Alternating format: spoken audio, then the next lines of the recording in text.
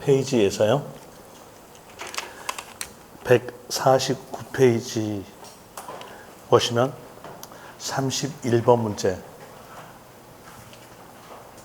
여기 할 차례인데요.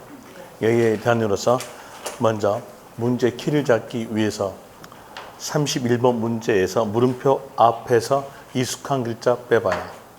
물음표 앞에서 익숙한 글자에 대한 내용은 과세 표준 149페이지에서 31번 문제 물음표 앞에서 익숙한 글자 과세 표준 또 앞에는요 양도소득 양도소득 과세 표준 얼마인가에 대한 내용인데 여기에 대한 내용으로서 먼저 이론적 내용을 살펴보고 난 다음에 문제 풀어드릴게요. 이론적 내용으로서 이 내용은 양도소득세의 계산 구조에 관한 내용의 문제인데요. 거기에 대한 이론적 내용으로서 알 수 있는 것은 페이지에 대한 이로서 한손 노트에서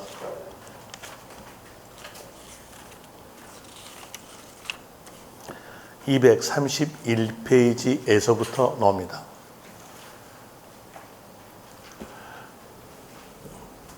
이렇게 보죠. 양도 차익에 대한 내용이니까 양도하였음으로써 발생된 차이난 이득이다 라는 이유로서 제가 분필을 10원에 사가지고 와서 1,000원에 팔았다 이랬으면 돈 들어온 금액은 팔았던 금액은 팔다가 양도죠. 양도가액에 대한 내용은 1,000원 됩니다. 이 양도가액을 얻기 위해서 희생된 가치를 빼요. 희생된 가치를 보고 저희들은 필요경비라고 그러죠. 필요경비를 빼주면 이때에 대해서 양도 차익에 대한 내용은 990원 이렇게 나옵니다. 이런 이유로서 양도 차익에 대한 내용은 먼저 양도가액을 정해요. 양도가액을 얻기 위해서 희생된 가치를 뺀다. 필요경비를 빼주면 양도 차익이 산정된다 이렇게 나오죠.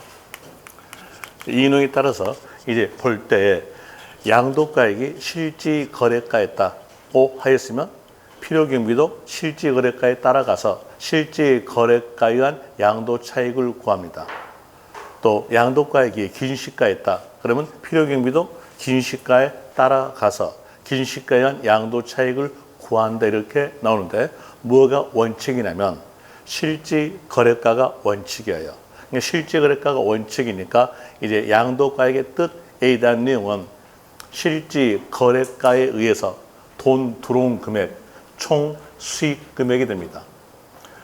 돈 들어온 금액인데 어떤 사람들은 나는 돈 들어온 금액이 얼마인지 몰라 이런 사람들이 있어요. 누구냐면 전두환. 그러니까 전두환 대통령은 무조건 몰라 그러잖아요. 나 영수증 없어 이렇게 합니다. 그때는 이제 세무서장이 정하죠. 세무서장이 정하는 것으로서 실지 거래가가 알 수 없다 이렇게 나온다면 그때는 분명치 않음으로써 세무서장이 결정하는데 그 결정의 순서에 대한 내용은 이렇게라도 외워뒀죠. 매, 감, 환, 기.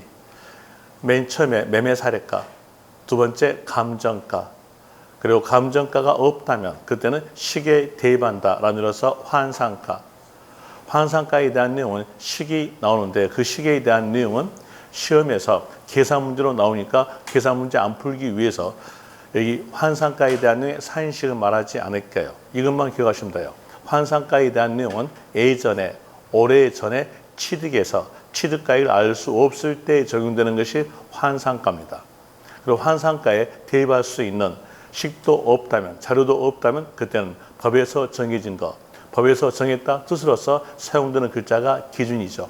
기준시가라고 합니다. 그런 내용으로서 이제 실지 거래가가 알 수 없다 이렇게 문장에서 나온다면 그때는 매, 감, 환, 기 이렇게 순서로서 기억하시면 돼요. 그리고 양도가액을 알 수 없다 이 내용과 같이 비교해보죠. 양도가액, 양도란 말은 최근래 팔았던 내용이니까 이건 최근래 겁니다. 그리고 환상가하고 연결해서 비교해 볼 때 환상가는 예전 거예요.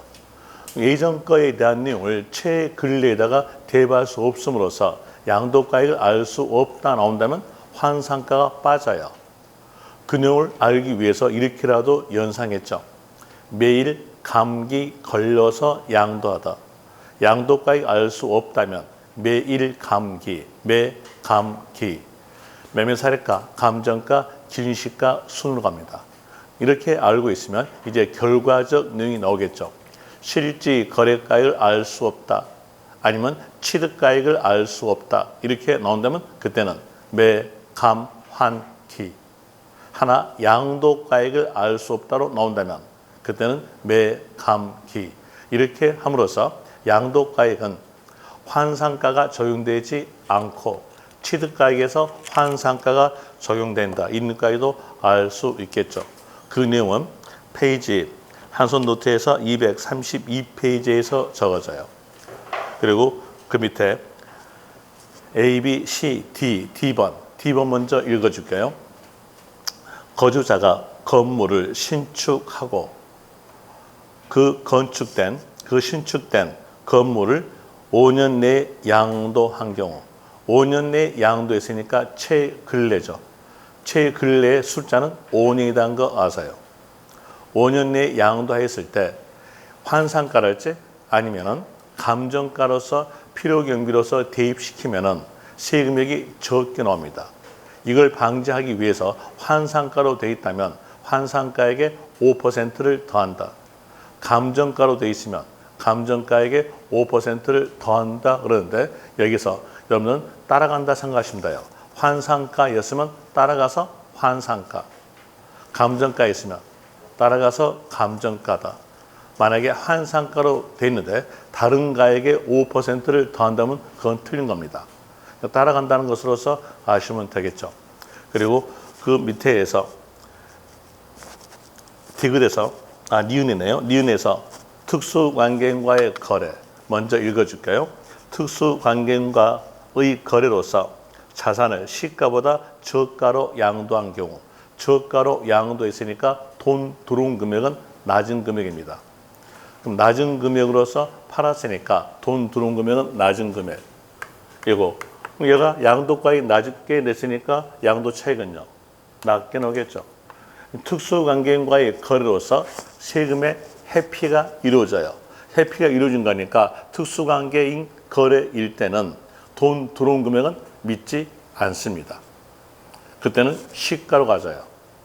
여기서 이제 알 수 있는 거 시가로 갈 수 있는 경우에 숫자가 나오죠. 그 숫자로서 시가와 거래가의 차익 금액이 3억 이상. 그렇지 않으면 시가와 거래가의 차익 금액이 시가의 5% 이상. 여기에 해당이 됐을 때 시가로 갑니다.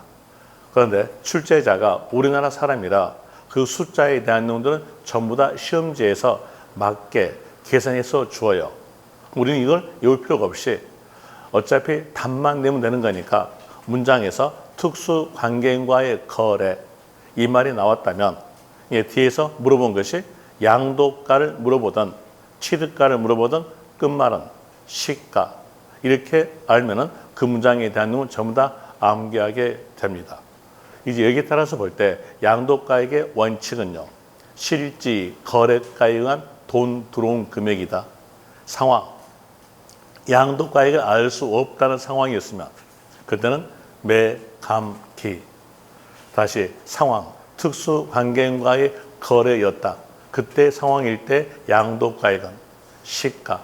이렇게 해서 정하죠. 이렇게 정했으면 이 양도가액에서 희생된 가치인 필요경비를 빼요. 필요경비에 대한 내용으로서 볼 때 여기서 요 10원 취득가죠. 취득가로서 이 필요경비에 대한 내용으로서 구성된 걸 본다면 취득가에 대한 내용과 그리고 자본적 지출 그리고 양도비 이렇게 세 개로 구성이 되어 있어요. 그럼 여기에서 자본적 지출이란 말은 취득가란 말은 아시겠죠? 그것도 설명할까요? 10원 사가지고 온 금액 이게 취득가. 자본적 지출에 대한 내용은 취득 후의 지출로서 실질 가치를 증가시키는 지출 보고 자본적 지출 그래요. 실질 가치가 증가됐으니까 양도가액이 커졌죠. 커짐으로써 희생된 가치로서 넣어주겠다는 뜻이에요. 그래서 실질 거래가에 의한 필요 경비에 대한 내용은 취득가, 자본적 지출, 양도비로 구성됩니다.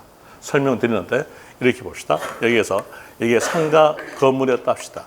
이 상가 건물로서 엘리베이터 없는 상가 건물을 취득했다. 그러면 취득가 나오겠죠. 또 엘리베이터 없으니까 사용하기가 불편함으로 인해서 이용 편의를 위해서 취득 후에 이 상가 건물의 엘리베이터에 대한 내용을 4천만 원 들여서 설치했어요. 그러면 가치는요, 증가가 되죠. 가치 증가가 됨으로써 엘리베이터 설치한 상태에서 이 상가 건물을 팔았을 때 그때 금액이 10억 해보고요. 엘리베이터 설치하지 않는 상태에서 건물 팔았을 때 그 가액이 7억이었다 합시다. 그러면 돈이 얼마가 더 들어왔겠는가? 3억이 더 들어왔죠. 그럼 3억을 얻기 위해서 희생된 가치는요, 요 취득 후에 지출로서 실질 가치가 증가되는 엘리베이터 설치 비용입니다. 이 비용이 바로 뭐냐? 자본적 지출. 자본적 지출로서 필요 경비에 넣어주고요. 또 양도 비용이 들어감으로써 양도가액이 커졌으니까 필요 경비에 넣어준다는 겁니다. 이제 여기서 알 수 있는 것은 실질 거래가에 의한 필요 경비에 대한 내용은 취득가, 자본적 지출, 양도비 이렇게 세 개로 구성되는데 여기에 대한 내용은 영수증을 갖춰줘야 인정이에요. 영수증이니까 증빙이죠. 증빙을 갖춰줘야 인정된다. 증빙 없으면 인정하지 않습니다. 또 증빙 없다 하더라도 은행에서 잔액증명서에 의해 가지고 지출을 입증했다. 그럼 그것도 인정됩니다. 은행, 지출, 입증. 에 대한도 인정이 된다. 이렇게 나오는데 여기에서 포인트에 대한 내용은 은행입니다. 만약 은행 단어 없이 지출, 입증 나오면 그건 틀린 거예요. 그래서 포인트가 은행이라는 거 아시면 되겠죠. 그 내용을 알기 위해서 거기다가 적어주는 게 적어놨네요. 233페이지 보시면 이 가로에서 실질 거래가 필요 경비해가지고 취득에 든 실질 거래가, 자본적 지출 양도비, 그리고 그 밑에서 증빙 또는 은행 지출 입증 돼 있죠. 거기다가 은행에다가 동그라미 치세요. 만약에 지출 입증 이렇게만 넣으면 그건 틀려요. 은행이라는 글자가 있어야 되고요. 그리고 또 제일 먼저 취득가부터 먼저 합시다. 취득가액에 대한 내용은 이 10원이 바로 취득가죠. 이게 취득가. 그럼 취득가액에 대한 내용으로서는 사가지고 온 금액이에요. 사가지고 온 금액이다. 이런 의미로서 법전서 적어지는데 그 내용으로서 법전에서는 취득가액에 대한 내용은 사가지고 샀던 금액이니까 구입대금. 와야 사용 가능하죠. 그러면서 온 비용을 더한다 이렇게 돼 있어요. 그런데 이렇게 쉽게 글자가 표현되진 않아요. 온 비용을 더한다로 표현된 것이 아니라 부대 비용으로 표현됩니다. 이 내용에 따라서 부대 비용의 뜻을 알 수 있죠. 뜻에 대한 내용은 와야 사용 가능하니까 사용 가능 시점까지 발생된 비용이 부대 비용의 뜻이에요. 자, 이제 여기서 알 수 있는 거 시험하고 연계시켜 볼 때 부대 비용에 대한 용어 해설에 대한 내용이 시험지에서 틀리게 적혔는가 맞게 적혔는가 맞게 적어져요. 하여튼 영어 해설에 대한 내용에 대해서 선다에 끼어 있으면 출제자한테 고맙다 그러세요. 그 내용은 맞는 거니까요. 모른다 하더라도 영어 해설은 맞다 하시면 됩니다. 하나 우리가 부대 비용의 뜻을 알고 있어야 포함될 것, 포함되지 않을 것을 판단할 수 있기 때문에 부대 비용의 뜻을 말씀드리면 사용 가능 시점까지 발생된 비용을 말합니다. 이제 이걸 알았으니까 한번 해봅시다. 취득 시 법무사 수수료 어떨까요? 그 금액이 취득가액에 들어가겠는가 안 들어가겠는가? 취득 시 법무사 수수료 금액을 지급해줘야 자기 목적에 맞게끔 사용됨으로 인해서 포함이 된다 이렇게 나오죠. 또 해볼까요? 취득 시 중개 수수료 어떨까요? 그 금액을 지급해줘야 자기 목적에 맞게끔 사용되니까 포함이 된다 이렇게 나와져요. 또 해볼까요? 취득세 어떨까요? 취득세를 납부해줘야 자기 목적에 맞게끔 사용되는 거니까 취득세 포함됩니다. 그리고 이 취득세에 대한 내용은 영수증이 없다 하더라도 인정해줘요. 왜 영수증이 없다 하더라도 인정되겠는가 하였을 때 국가가 여러분들이 납부했던 취득세에 대한 얼마인지를 알고 있는 겁니다. 알고 있는 거니까 취득세만큼은 영수증이 없다 하더라도 인정된다 이렇게 나오죠. 또 다시 재산세 어떻게 있는 가 봅시다. 재산세. 재산세에 대한 내용은 보유세금이죠. 보유세금은 소유자에게 매년마다 징수합니다. 소유자에게 매년마다 징수하니까 보유세금은 사용 가능 이후에 납부된 세금이에요. 매년마다 지급한다고 했으니까. 그럼 이건 사용 가능 이후의 비용이니까 보유세금은 들어가지 않아요. 그러면서 재산세 들어가지 않고요. 또 종합부동산세도 보유세금이니까 포함되지 않는다. 또 지역자원시설세도 보유세금이니까 포함되지 않습니다. 그리고 취득세에 대한 내용을 가지고 상속세, 증여세에 대한 내용과 같이 연결해 보죠. 상속세와 증여세에 대한 내용은 취득단계 세금이에요. 그러면서 취득단계 세금은 취득세 넣어주고 취득단계 세금은 상속세, 증여세까지 넣어주면요. 이건 이중공제입니다. 이중공제를 방지하기 위해서 상속세와 증여세는 포함되지 않는데 이렇게 나와져요. 이제 알 수 있는 것으로서 재산세, 종합부동산세, 지역자원시설세 들어가지 않죠. 이 내용이 15회 이전에서는 문제 자주 보였던 겁니다. 최근래에서 자주 보인 것은 상속세와 증여세입니다. 상속세, 증여세 포함되지 않는다 이렇게 나오죠. 그리고 문장으로서 또 봅시다. 문장으로서 볼 때, 자, 문장으로서 이렇게 나와지는데 적어드리면은 당사자 간 약정에 의한 대금 지급 방법에 따라 거래가액을 확정하는 경우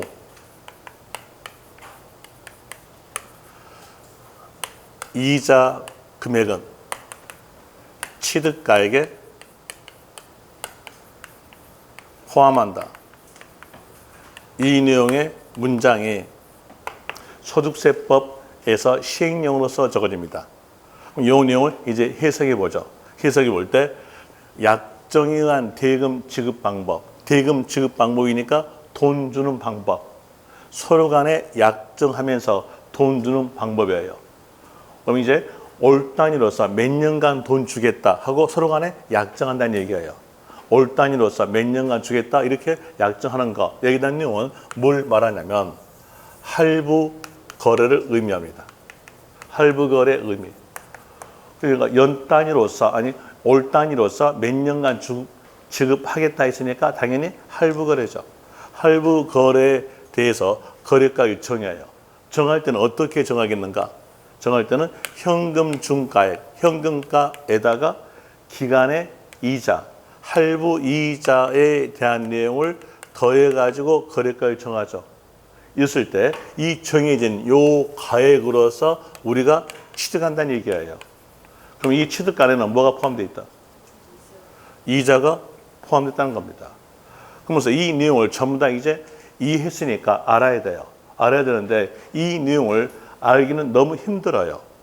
출제자는 절대 문제에다가 할부거래라는 말을 안 주어져요. 할부거래라는 말을 주어지게 되면 우리는 스스로가 이 이자 금액에 대한 내용이 취득가액에 포함되는 걸 알고 있거든요. 알 수 있으니까는 틀리게 하기 위해서 이 말은 주지 않아요. 주지 않고 법정 내용 그대로 줍니다. 법정 내용 그대로 주는 거니까 여기에서 빨리 포인트를 잡아야 돼요. 포인트는 뭐였냐? 출제자는 약정에 의한 이 글자는 꼭 줘요. 이 글자를 줘야 여기에서 할부인지를 알 수 있거든요. 그래서 약정에 의한 이 글자를 주면은 이제 뒤에서 글자 찾기 하세요. 뒤에서 지연 글자. 이 지연이란 말은 취급기일 지연으로서 발생된 이자를 말합니다. 그러면 취급기일 지연으로서 발생된 이자는 자기 잘못된 금액이죠. 잘못된 금액이니까 포함되지 않습니다. 그래서 약정에 의한 이 글자 있었을 때 뒤에서 글자가 지연 글자가 있는 상태로서 이자가 나온다면요. 그때는 필요경비 불포함. 이제 쓰는 것은 취득가액에서 공제한다. 취득가액에 포함한다. 취득가액으로서 필요경비에 포함한다. 이런 글자 이제 안 쓸게요. 이런 글자를 여러 글자로 쓰게 되면 여러분 스스로가 글자가 워낙 많다 보니까 혼동돼요. 그래서 간결하게 딱 두 글자만 쓸게요. 필요경비 포함, 불포함. 요 두 글자만 씁니다. 그럼 여기에서는 지연 글자 있고 이자 나온다면요. 필요경비 불포함. 이렇게 하시고요. 그리고 약정에 의한 이 글자가 나오는데 뒤에가 지연 글자가 없이 이자 나왔어요. 그러면요. 필요경비 포함이다. 이렇게 구별하시면 됩니다. 이런 녀석 구별하시라고 거기다가 적어놨죠. 거기에서 약정에 의한 나오죠. 그리고 그 뒤에서 지연 글자가 없으니까 이 이자 금액은 필요경비 포함. 지연 글자 있는 상태에서 이자 나오면요. 불포함. 이렇게 아시면 될 것이고, 그리고 또 다시 취득 시 쟁송 관련 소유권 확보를 위해서 취득 시 쟁송 관련 소유권 확보란 말은 취득하기 위하여 소요된 소송 비용을 말합니다. 그럼 여기에서 취득 시 쟁송 관련 소유권 확보를 위한 이 글자들은 시험지에서 다 맞게 적어져요. 맞게 적으니까 이 글자 보지 말고 문장에서 소송 비용, 화해비 이 말이 있으면 이제 생각해 봅시다. 소송비, 화해비 이 금액을 지급해 줘야 자기 목적에 맞게끔 사용할 수 있죠. 취득할 수 있죠. 그러면서 얘기된 내용 소송비, 화해비 이 말이 있으면 뒤에 어떤 글자가 없을 때에는 필요경비 포함한다 하세요. 필요경비 포함한다. 이렇게 아시고요. 그래서 또 다시 여기에서 장기 할부 조건에 의한 기업 회계 기준에 따라서 작성된 현재 가치 할인 차금 이렇게 나오게 되는데 여기에서 볼 때 장기 할부 거래에 의해서 기업 회계 기준에 따라서 작성된 이 말은 시험지에서 맞게 적어져요. 맞게 적으니까 여기를 포인트로 잡으세요. 이 현재 가치 할인 차금은 앞에가 장기 할부 조건 이렇게 나오니까 요 내용은 뭘 의미하냐면 할부 이자를 말합니다. 할부 이자. 그러면 이 할부 이자를 말한 거니까 필요경비 포함이다, 불포함이다. 포함되겠죠? 제가 너무 어려운 거 물어봤을까요? 어려운 거 물은 거 아니죠? 그래서 현재 가치 할인 차금 이 말 나왔으면 뒤에서 어떤 글자가 없을 때에는 필요경비 포함하시면 돼요. 다시 문장에서 글자가 쭉 적어지면서 강가, 상각비 나왔어요. 가치의 감소분을 제거시키는 비용. A단용 필요경비에 해당이 되는 겁니다. 뒤에가 어떤 글자가 없을 때는 필요경비 포함한다 하시면 돼요. 뒤에 어떤 글자를 찾아보기 위해서 문장을 적어볼게요. 연결해서 타 소득 금액 산정 시 필요경비 산입이 있어요. 이제 해석해 봅시다. 여기서 타소득 금액이란 말은 사업소득이에요. 사업소득 금액 산정할 때 필요경비에 넣어주고요. 양도소득 필요경비에 또 넣어줘요. 그러면 몇 번 공제하면 2번 공제입니다. 2번 공제니까 이중 공제를 방지하기 위해서 이 경우에 대한 내용은 필요경비에 불포함입니다. 필요경비에 불포함이다. 이렇게 나오죠. 그런데 이 내용까지 전부 다 또 외우기는 힘드니까 글자에 대한 내용은 이 글자로 보세요. 이제는 필요경비 산입의 뜻이 어떤 뜻이다 라는 내용은 알 필요가 없어요. 알 필요 없고 글자만 찾아요. 소송비, 화해비, 아니면 현재가치 할인 차금, 아니면 감가상각비 나왔을 때 뒤에가 글자가 필요경비 산입 글자가 있냐 없냐를 봐요. 이 글자가 있으면 그때는 필요경비 불포함이다. 없으면요, 필요경비 포함이다. 이렇게 알고 있으면 한 페이지 정도에 대한 내용은 전부 다 암기가 된 겁니다. 요 내용이 한 페이지예요. 이렇게 해서 하시면 더 훨씬 편하겠죠. 그리고 필요경비 포함이란 말은요, 취득가액에 포함한다는 얘기죠. 그럼 여기서 필요경비 불포함이란 말은요, 취득가액이 들어있으면 빼내야겠죠. 불포함이니까. 빼내는 거니까 여기에 대한 내용은 같은 말로서 취득가에서 공제한다. 이 말과 같은 말. 뺀다는 뜻이었어요. 취득가액이 들어있으면 빼야겠죠. 그러니까 취득가액에서 공제한다는 말과 같은 말로 됩니다. 또 다시 여기에서 이렇게 연결해서 제외 금액 이렇게 나오면 어떨까요? 제외 나오죠. 그럼 이게 있다 없다? 없다는 뜻이에요. 없다는 뜻이니까 제외 금액으로 나온다면 그때는 필요경비 포함된다. 이런 일로서 아시면 돼요. 그 내용으로서 거기에서 문장 보세요.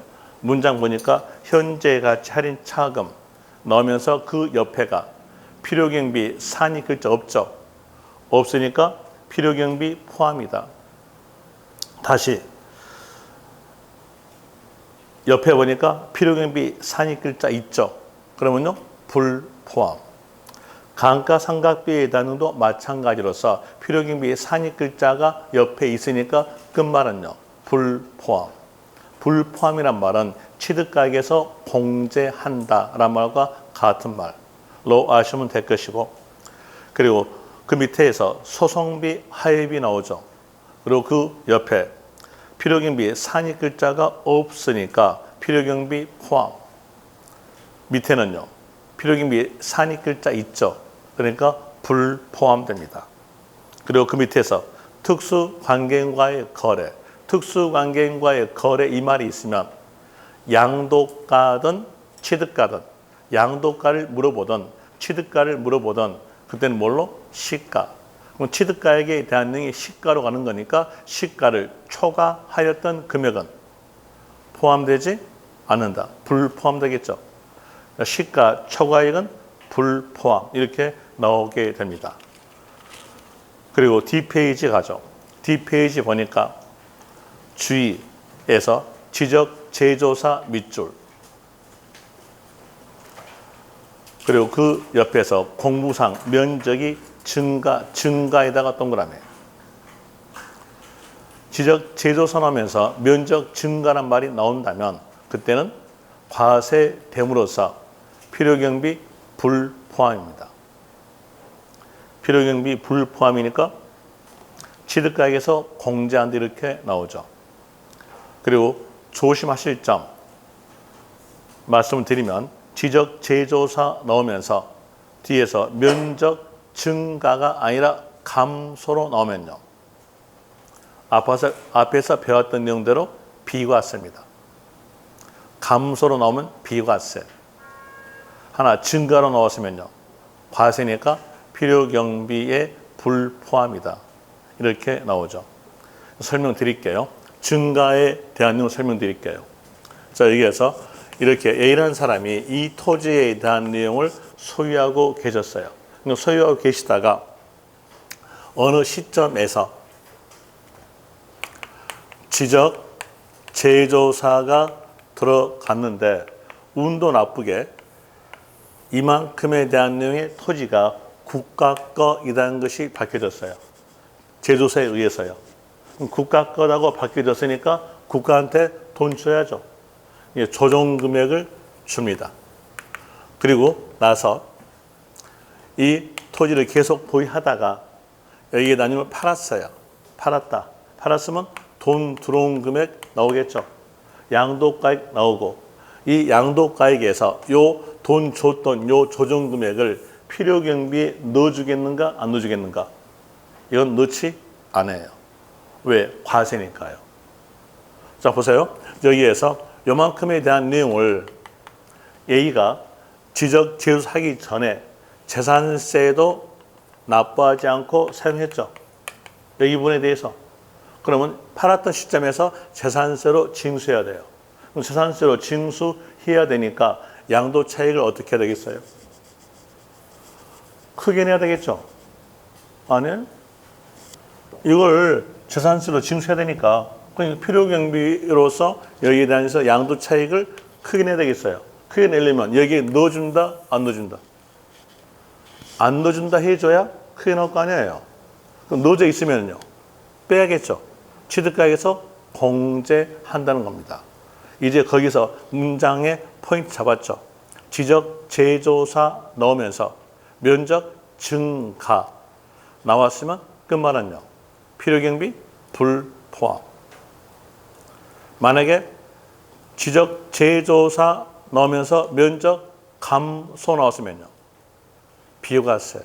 이게 작년 문제예요. 작년에서 나왔던 내용의 문제가 지적 제조사 나오면서 면적 감소로 나왔어요. 그럼 뭘까요? 비과세. 이게 작년 문제였어요. 그럼 이제 증가까지 하셔야겠죠. 증가로 나온다면 과세다. 과세인데 그때에 대해서는 필요경비에 불포함이다. 라는 이로써 아시면 될 것이고 그리고 밑에에서 동그라미 2번 자본적 지출. 자본적 지출의 뜻에 대한 내용은 취득 후의 지출로서 실질 가치가 증가되는 지출인데 문장상으로서 알아야 되니까 단어만 찾게 문장을 쭉 가보니까 계량 단어가 있어요. 그럼 그 계량 단어 보자마자 그 문장은 자본적 지출에 해당되는 단어 해당되는 문장 하시면 돼요. 한번 예를 들어볼까요? 초과 지붕을 스레트 지붕으로 계량하다. 그럼 가치 어떨까요? 초과 지붕을 스레트 지붕으로 계량했으니까 가치는 증가되겠죠. 그러니까 당연히 자본적 지출로 들어간다는 겁니다. 그래서 문장 안에가 계량이라는 글자가 있으면 그 계량 글자 보자마자 자본적 지출에 해당되는 문장 하시면 돼요. 또 문장에서 이용편이 나온다. 그것도 자본적 지출 문장. 이용편의에 대해서 예를 들어본다면 건물의 경우는 엘리베이터 설치입니다. 건물에 엘리베이터 없는 건물에다가 엘리베이터를 설치했으면 가치는요. 증가되겠죠. 그래서 이용편의라는 글자 있으면 자본적 지출.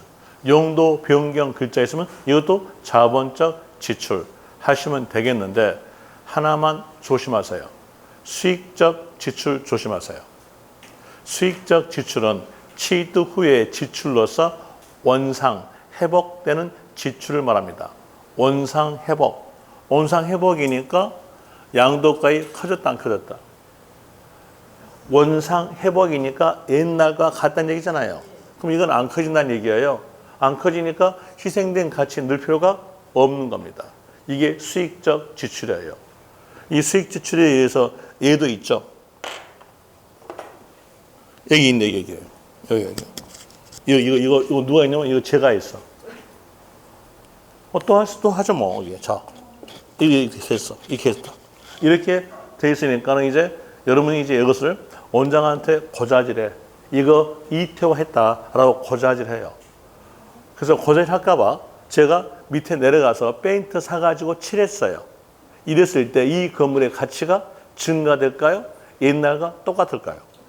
옛날과 증가요? 제가 페인트 칠해서 이렇게 똑같잖아요. 똑같으니까 필요경비 넣는다 안 넣는다? 안 넣어요. 이게 바로 수익적 지출이에요. 그래서 15회 이전에서는 수익적 지출 이 글자만 나왔어요. 그런데 지금은 출제자들이 문장력의 표현이 아주 좋아. 아주 좋다 보니까 한 문장을 가지고 석 줄, 넉 줄을 만들어냅니다. 그런 것을 문제 풀기 위해서 단어를 기억하세요. 원상회복 나오면요. 원상회복이니까 옛날과 같잖아요. 그 글자 있으면 수익적 지출로서 포함되지 않는다. 또 능률 유지 나오면요. 능률 유지니까 옛날과 같다는 얘기잖아요. 그럼 여기도 포함되지 않는다. 이렇게 아시면 돼요. 자, 문장 안에서 원상회복이랄지 능률 유지 글자가 있으면 그건 포함되지 않는다. 라는 것을 아시면 될 것이고, 그리고 그 밑에에서 A번 보세요. A번에서 먼저 읽어드릴게요. 양도자산을 취득한 후죠. 쟁송이 있는 경우에 그 소유권 확보하기 위하여 직접 소유된 소송비용, 화해비용, 뭐 나옵니까? 소송비용, 화해비용 나왔죠. 그랬으면 이제 뒤에서 글자 찾기, 필요경비 산입 글자 있는가 없는가 봐요. 페이지는 234페이지입니다. 한손 노트 234페이지. 글자 찾아봅시다. 필요경비 산입 글자 있어 없어요? 있는데 끝에가 제외죠. 그럼 없다는 거잖아요. 없으니까 필요경비 포함이다. 이렇게 나오게 되겠죠. 또 B번에 대한 nú도 마찬가지로서 여기는 수용된 경우에 대한 nú로서 소송비용, 화해비용 나와져요. 이 말 나왔으니까 뒤에서 글자 찾기. 필요경비의 산입 글자 찾아봐요. 있는데 제외 그랬죠. 그럼 없다는 뜻이에요. 그럼으로써 필요경비 포함한다. 이렇게 나오는데 여기는 보상금을 좀 더 많이 받기 위해서 나온 내용이기 때문에 한도를 정해져요. 증액, 보상금, 한도 이렇게 나오고요. 그리고 개발부담금, 재건축 부담금 에 대한 내용도 여러분들이 공법 시간에 배웠던 내용이기 때문에 저는 용어해서는 하지 않고요. 이 금액을 지급함으로 인해서 가치는 증가되니까 재건축 부담금, 재개발 부담금에 대한 내용도 포함이 된다로 아시면 되고요. 그리고 그 밑에서 수익자 부담금, 이 수익자 부담금에 대한 내용이 문장이 한 문장으로서 넉 줄이에요. 근데 그 넉 줄 내용을 전부 다 기억하지 못하니까 수익자 부담금 한 글자만 아시면 돼요. 설명드릴게요. 지금 현재 이 수익자 부담금에 대한 내용은 댐공사에서 나오고 있는 건데 예전에서는 도로에서 나왔어요. 도로가 더 쉬우니까 도로 해줄게요. 1960년 중반쯤입니다. 1960년 중반쯤에 우리나라는 엄청나게 못 살았어요. 그리고 1960년 중반쯤 해가지고 70년대 초 해가지고 경부 고속도로가 뚫려요. 경부 고속도로가 뚫리면서 우리나라가 경제 발전하기 시작합니다. 이제 교통이 편리하게 되면 경제가 발전될 것이다 해가지고 박정희 대통령이 도로에 대해서 이제 계속적으로 개편을 합니다. 얘가 2차선 도로였어요. 2차선 도로였었는데 이게 도시 계획에 따라서 4차선으로 변합니다. 그때 여기에 있는 토지 소유자, 여기 토지 소유자에 대해서 1차선만큼 수용되겠죠. 여기도 수용되죠. 예전에 박정희 대통령 때에서 수용됐다 하면 그때는 울었습니다. 지금은 수용된다면 미소 짓죠. 지금은 수용된다 하면은 보상금에 대한 내용이 시가 대비해서 130% 정도 나옵니다. 그러니까 지금은 미소 지어요. 하나, 예전은 군사정권이라 뺏겼어요. 뺏겨서 여기에 대한 내용, 이거 뺏기니까 이때는 웁니다. 뺏겼어요.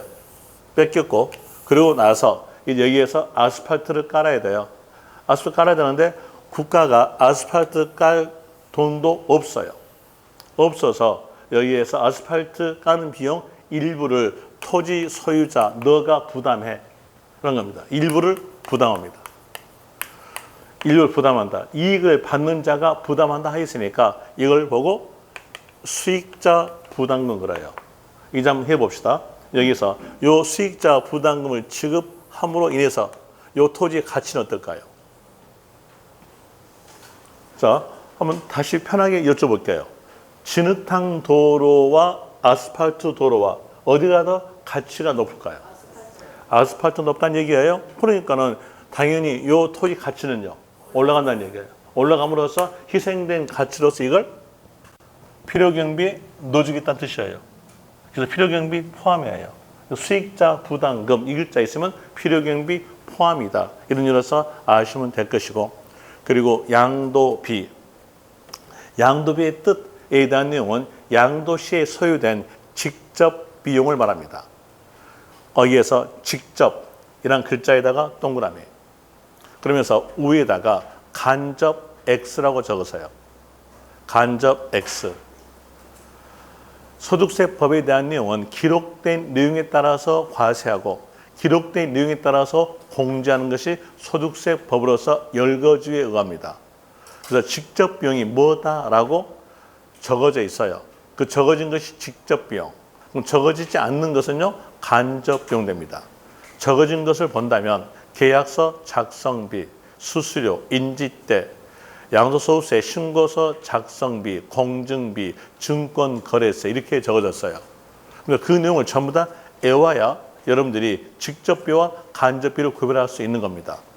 모든 세법 선생님들이 이렇게 말하죠. 직접비용에 대한 내용은 증권거래세, 그리고 계약서 작성비, 계약서 작성비, 그리고 인지대, 수수료 이런 일로 쭉 말해줘요. 그러면서 이해했죠 그래요. 이해는 개나발.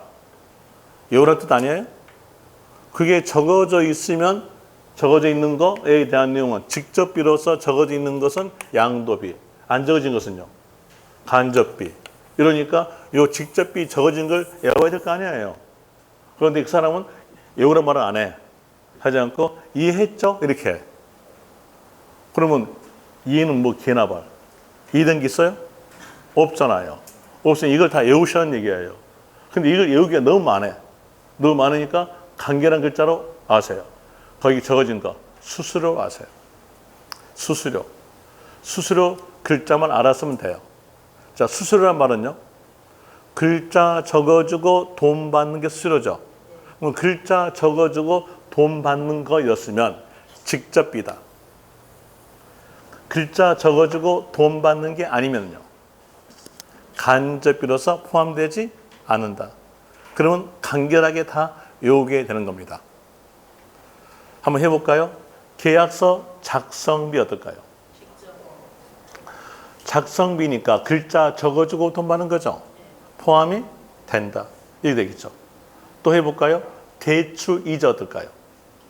대출이자가 글자 적어주고 돈 받는 거라면 포함이 될 것이고, 대출이자는 글자 적어주고 돈 받는 것이 아니라 돈 빌려주고 받는 거예요. 돈 빌려주고 받는 것이니까 포함되지 않겠죠. 대출이자는 불포함입니다. 또 해볼까요? 이사비 어떨까요? 이사비가 글자 적어주고 돈 받는 겁니까? 노가대입니까? 노가대. 노가대니까 이사비용은 간접비로서 포함되지 않는다. 또 해볼까요? 변호사들의 공증비 어떨까요? 직접비 수수료죠. 그러니까 포함이 된다. 이렇게 나오게 되고요. 그리고 또 양도비용으로서 들어간 것이 채권의 매각 차손이에요. 여러분들이 공법서 배울 때 주택을 신축하게 되면 주택 채권을 매입하죠. 그 매입된 주택 채권을 만기 전에 은행에 팔아요. 그러면 액면에 적어진 금액보다 돈 받는 금액은 적어요. 그러면서 손실이 나오겠죠. 채권을 팔므로써 매각함으로써 차이난 손실에 대해서는 신축 시에 발생되는 거니까 필요경비에 포함되는 겁니다. 또 사채업자한테 파는 것도 포함이 되는데 은행 한도입니다. 금융까지 전부 다 알기 위해서 간결한 글자로 아세요. 은행 한도, 채권 매각 차손 이렇게 아시면 돼요. 그러면 여기에 대한 내용 실지 거래가의 필요경비 다 알게 됩니다. 그리고 뒷페이지 보시면 기준시가에 의한 양도 차익에 대한 내용이 나오는데 여기까지 설명해 드리겠는데요. 기준시가에 의한 양도차익 계산에 대한 내용으로서 볼 때 어느 내용과 같이 연결시켜달라면 양도가액을 알 수 없다. 이 내용과 같이 연결해야 돼요. 자, 양도가액을 알 수 없다. 분명치 않다. 그러면 그때의 추계 결정 순서는요.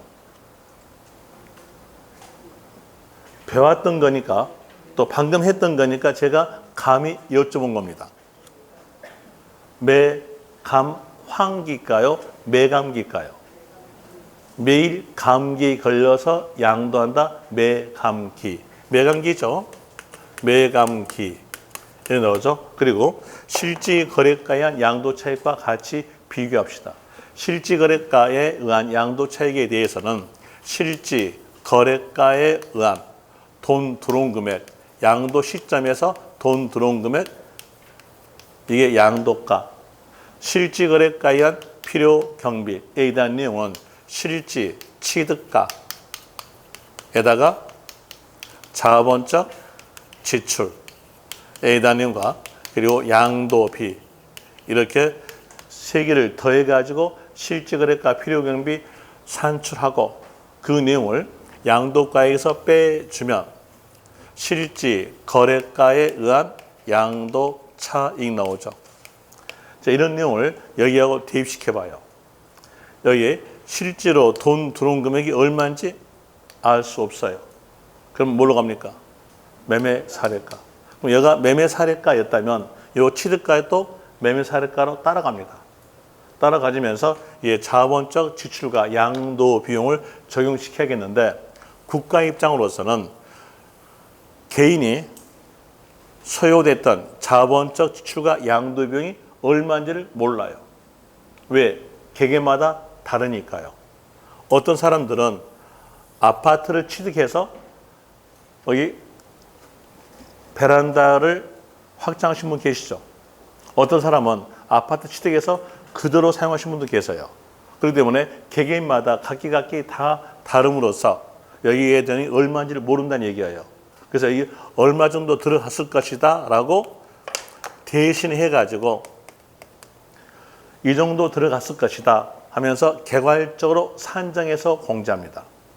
개괄적으로 산정 공제한다라는 의미로서 표현되는 글자는 필요경비 계산 공제 그래요. 필요경비에 대해서 개괄적으로 이 정도 들어갔을 것이다 산정해서 공제한다 라는 의미로서 계산 공제 이렇게 나오게 되는데 저희들은 이걸 개괄적 산정에서 공제다, 계산 공제라고 칭하지 않아요. 어떻게 칭하냐면 개같이 산정했다라고 칭합니다. 제가 왜 이렇게 여러분들한테 욕을 하고 있냐면요. 시험장에서 떠오른 것은 고상한 말은 절대 안 떠올라요. 하나, 욕했던 거, 농담했던 건 떠올라요. 아니에요? 분명 모의고사 한번 봐보세요. 떠오를 거니까요. 그래서 여기에서 욕합니다. 개같이 산정이에요. 그럼 왜 개같이 산정했겠는가? 한번 생각해 봅시다.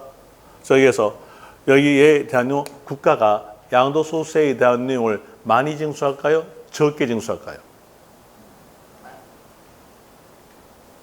여러분들이 돈 어떻게 할까요? 돈 받을 때는요. 많이 받을 거 아니에요. 그러니까 똑같아요. 국가도 세금을 많이 징수하고 싶어 해. 싶어 하니까는 요 금액을 낮춰야 되겠어요? 올려야 되겠어요? 이걸 올려요? 올리면은 뺀 게 올라가잖아요. 그럼 얘가 낮아져. 그러니까 여기는 어때요? 낮춰야 되겠죠? 낮춰줘요. 낮추니까 개같이 산정 그래요. 그럼 이제 볼까요? 자, 취득했던 시점의 기준시가에 대한 내용과 양도 시점의 기준시가 어디가 더 낮을까요? 당연히 여기가 더 낮겠죠. 그럼 여기에다가 3%밖에 안 해줘. 그러니까 개가 찼다는 겁니다. 그래서 개가 찼던 것은 몇 퍼센트? 3%. 이렇게 하시면 돼요. 그리고 충분히 알 수 있겠죠. 개가치 산정은 3%다. 원래는 토지 건물에 대해서는 3%, 미등기에 대해서는 0.3%, 부동산 권리에 대해서는 7%, 부동산 취득 권리와 기타 자산은 1%라는 숫자가 있어요. 근데 그 숫자를 전부 다 외우라 하면 힘들겠죠. 공무원 시험에서도 그 숫자에 대한 나오지 않아요. 그냥 우리는 하나만 기억한 겁니다. 개가치 산정은 몇 퍼센트? 3%. 이 하나만 기억하세요. 이렇게 하시면 되고, 다시 이제 매매 사례가가 없어요? 그럼 뭘로 갑니까? 감정가. 여기가 감정가 있다면 여기도요? 감정가로 따라가고, 자본적 지출 양도비용 대신 개가치 산정한 거 3% 해주고요. 다시 감정가 없다면요. 근데 뭘로? 기준시가. 그럼 얘가 기준시가 있다면 여기도 기준시가 따라가고, 자본적 지출 양도비용 대신 뭘로? 개가치 산정. 몇 퍼센트? 3%이 됩니다. 그래서 기준시가와 양도 차익은 여기 양도 시점의 기준시가 그리고 취득했던 시점 기준시가에다가 개가치 산정이다. 이렇게 나오져요. 그럼 이 여기에 따라서 알 수 있는 거 자본적 지출과 양도 비용의 원칙은요. 원칙은 실질 거래가다. 이거 알 수 있어요. 물론 예외사항이 있어요. 예외사항으로서 자본적 지출과 필요경비 계산 공제에 대한 내용으로서 자본적 지출이 컸을 때는 인정하겠다. 이렇게 나오는데 그건 시험에서 구석 중에서 상구석이니까 버려요. 우리는 원칙만 기억하세요. 자본적 지출과 양도비용은 뭘로? 실질 거래가다. 이런 내용으로서 하나 기억하시면 됩니다. 이런 내용으로서 양도 차익에 대한 내용으로서 설명을 드렸으니까 31번 문제를 풀어야 되는데 31번 문제에 대한 내용은 과세 표준이에요. 그러면 여기에 밑으로 더 내려가요. 그러니까 일단은 여기까지 멈춰서 이론 설명해 줬으니까 이 내용 가지고 문제 풀어줄게요. 자, D페이지 갑시다. 31번은 잠시 보류할게요. D페이지 32번 풀어줄게요. 32번. 자, 문제집에서 150페이지에서 32번 문제. 먼저 문제 키를 잡기 위해서 물음표 앞에서 익숙한 글자 빼내봐요. 자본적 지출. 앞에는요, 실질 거래가. 이제 문제 키 잡았죠? 아닌 것. 1번. 1번 보세요. 지문 어때요? 엄청 길죠? 엄청 기니까 빨리 글자 찾기 하셔야 돼요. 먼저 읽어드릴게요. 공익사업으로서 법률에 따라 토지 등에 수용된 경우 그 보상금의 증액과 관련하여 직접 소유된 소송비용, 화해비용 뭐 나왔어요? 소송비용, 화해비용 나왔죠? 이 말 나왔으니까 뒤에서 글자를 찾아봐요. 필요경비 산입 글자 있는가 없는가 봐봐요. 보니까 밑에 줄에서 필요경비 산입 글자 있죠? 있으면 포함이다, 불포함이다? 불포함. 답은 1번. 다시 2번 가세요. 2번은 저 문장에 대해서 수정해야 돼요. 왜 수정하냐면 꼭 보면은요. 문제 내신 분들이 자기 머릿속에 있는 내용을 문장으로서 글자로서 표현시켜줘야 우리가 문제를 풀어요. 그런데 꼭 보면은 숨겨요. 숨겨놓고 우리한테 문제 풀어라 그래요. 이런 사람들을 보고 뭐라 그러냐? 문제아라 그래요. 문제아란 말은 문제를 내신 분. 자, 여기서 한번 수정해 줄게요. 2번에서 재해, 노화 등 부득이한 사유로 인하여 그 옆에다가 적으세요. 이용 편의를 위해. 이용 편의를 위해. 그럼 연결하면 사유로 인하여 이용 편의를 위해 건물을 나오겠죠? 그 말을 적어주면 됩니다. 적어보니까 거기에서 어떤 글자 낍니까? 이용 편의. 이용 편의 글자 있으니까 이건 자본적 지출. 다시 3번 엘리베이터 설치. 그러면서 가치 증가. 뭘까요? 이용 편의로서 자본적 지출. 4번에서 한번 고개 쭉 오른쪽으로 가보세요. 어떤 글자 하나가 딱 튀어나옵니까? 시험장은 여러분들이 가는 거지 제가 가는 건 아니거든요. 그때 여러분들이 찾아보셔야 돼. 어떤 글자 튀어나옵니까? 수익. 예. 어떤 사람은 어떤 글자 튀어나오냐고 이렇게 여쭤봤더니 예, 주무시다가 하품하다가 하는 말이 하창법이요. 이거 아니죠? 뭐였어요? 그 줄 끝에 가보니까 수익자 부담금 나왔죠? 그럼 이건 뭘까요? 자본적 지출. 또 뭐 또 나와요? 개발 부담금, 재건축 부담금. 이거 쓰니까 자본적 지출. 그 다음에 5번에서요. 5번에서 글자 한번 찾아보세요. 어떤 글자 튀어나옵니까? 또 어떤 사람은요. 어떤 글자 튀어나오냐고 이렇게 여쭤봤더니 한 얘기가 큰 소리로요. 5번요. 이거 아니죠? 뭐 나왔어요? 이용 편의. 이용 편의 나왔으니까 자본적 지출. 그래서 답은 거기에서 1번 됩니다. 33번 문제에 대한 내용은 10분 쉬었다 할게요.